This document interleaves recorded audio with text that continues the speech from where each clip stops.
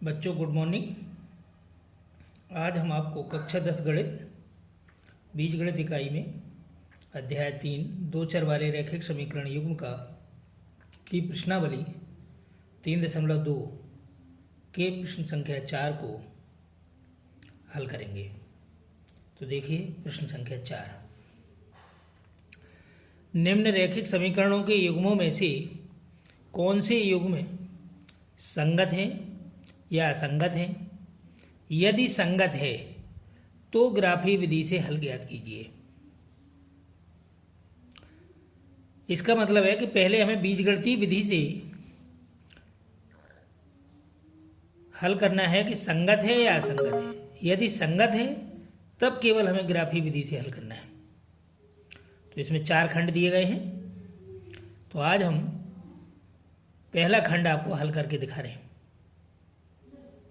और अभ्यास हेतु ये शेष 3 जो खंड बचेंगे ये आपके अभ्यास के लिए छोड़ेंगे। तो देखिए, यदि ये नहीं आते हैं किसी प्रकार से, आपको अभ्यास करने में कोई दिक्कत होती है तो आप कमेंट बॉक्स में जाकर के कमेंट करना, मैं उसका दूसरा वीडियो बना करके आपको भेजूँगा। तो देखिए पहला खंड x + y = 5, समीकरण नंबर 1, और दूसरा समीकरण है 2x + 2y = 10, समीकरण नंबर 2। तो सबसे पहले कोई भी प्रश्न हो, हमें प्रश्न को बड़े ध्यान से निरीक्षण करना चाहिए। तो हम इसका निरीक्षण कर रहे हैं। तो देखिए ये 2x + 2y = 10 दिया है। इसमें यदि हम 2 का भाग दे दें तो ये पहला वाला समीकरण ही बन जाएगा। अर्थात हमें निरीक्षण से ही ये ज्ञात हो गया कि ये समीकरण, इससे जो हल आना है वो संगत आना है। मतलब दोनों रेखाएं कैसी हैं? एक ही हैं। दोनों समीकरण ही एक ही हैं तो दोनों रेखाएं निश्चित ही एक ही होंगी। तो देखिए फिर भी हम करते हैं इसको। तुलना करने पर a1/a2 = 1/2, b1/b2, ये यहाँ से b1/b2 1/2, और c1/c2 5/10।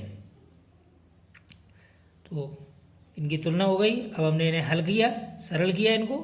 तो c1/c2 के मान सरल करने लायक थे, तो हमने 5 से 5 बन जा 5 और 5 2 जा 10, यानी 5 एकम 5, 5 दूना 10।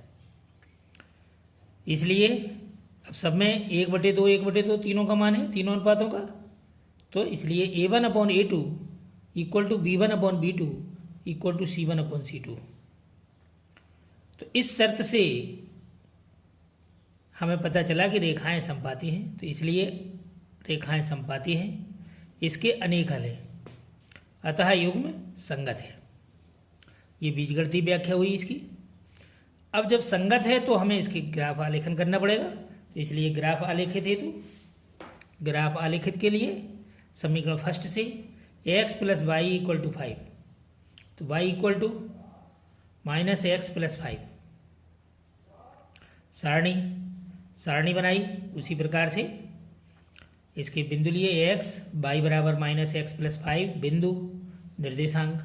अब x के जो बिंदु हम लेंगे वो हमें मानने पड़ते हैं, तो हमने माने इसको, जिससे हमारे सरलतम बिंदु y के आ जाए।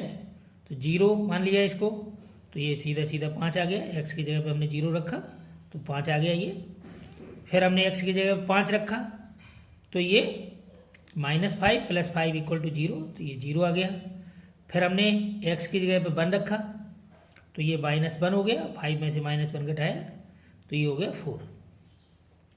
अब इनके बिंदु हमने मान लिए a, b, c, 3 बिंदु हो गए। अब इनके निर्देशांक लिख लिए नीचे से, ये 0 5, ये 0 भुज हो गई, 5 इसकी कोटि हो गई, फिर ये 5 0, फिर ये 1 4, ये तीनों बिंदु निर्दिष्ट हो गए। अब हम समीकरण 2 से इसी प्रकार से बिंदु प्राप्त करेंगे।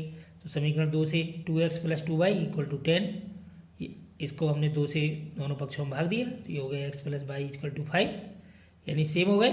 तो ये हो गए y = 5 - x या -x + 5। अब हमने x, ये हमने सारणी बना ली और सारणी में हमने वही मान 0 रखा है इसमें पहले। तो 5 में से हमने 0 घटाया तो 5 बचा। फिर हमने x का मान 5 लिया तो 5 ऋण 5 हो गया यहाँ, तो यहाँ 0 आ गया। फिर हमने x का मान 2 ले लिया तो 5 में से 2 घटाया तो 3 आ गया। अब इनके हमने बिंदु मान लिए D, E, F, 3 बिंदु हमें मिल गए, जबकि हम देख रहे हैं कि सेम है बिंदु, लेकिन फिर भी हमने यहाँ अलग माने हैं, जिससे आपको पूरी तरीके से समझ में आया कि दोनों रेखाएं एक ही है। तो निर्देशांक 0 5 5 0 और 2 3 ये आपके निर्देशांक मिले हमें।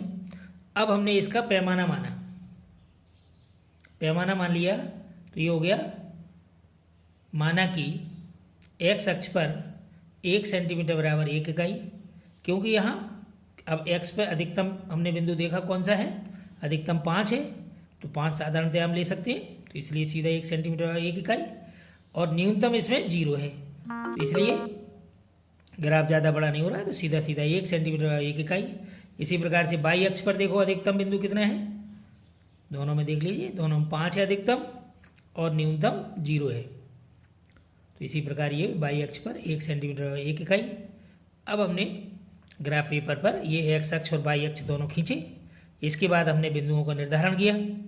तो देखिए पहले जैसे 0 5 कैसे निर्धारित करते हैं, 0 5 तो 0 बिंदु ये हो गया x अक्ष पर, 0 यही हुआ, और 5 बिंदु ये हुआ, तो ये बिंदु हुआ सबसे पहले, और ये बिंदु है 0 5, और यहाँ लिख दिया हमने A।